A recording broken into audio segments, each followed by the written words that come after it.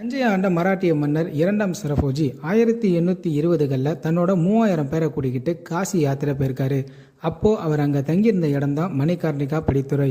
அங்கிருந்து ஒரு சிவலிங்கத்தை எடுத்து வந்து தஞ்சை கீழராஜ வீதியில் அமைந்திருக்கிற மணிகர்ணிகேஸ்வரர் கோயிலில் கட்டி அந்த கோயிலை பிரதிஷ்டை பண்ணியிருக்காங்க. இந்த கோயிலுடைய நடராஜர் மண்டபத்தில் குரோதன ஆண்டு ஆவணி மாதம் 9ஆம் நாள் மங்கள விலாசத்தில் இருந்த அகிலாண்டாபாய் அம்மாள் அவர்கள் நடராஜர் மண்டபத்தை கட்டிய செய்தியை அறிய முடியுது. மகா மண்டபத்தில் கிழக்கு நோக்கி 2 கல்வெட்டு இருக்கு. அதில் முதலாவதா 1892 ஆண்டு மங்கள விலாசத்தில் இருந்த பெரிய தர்மபாய் அம்மாள் அவர்கள் 250 ரூபாய் கொடுத்து அதுக்கான வட்டி மூலியமா கிடைக்கிற பணத்தை வச்சு மணிகர்ணிகேஸ்வரர் பெருமானுக்கு ஆடி 18 அன்னாபிஷேகம், நைவேத்தியம், சுவாமி புறப்பாடுன்னு எல்லாமே செய்ய ஏற்பாடு பண்ணியிருந்திருக்காங்க.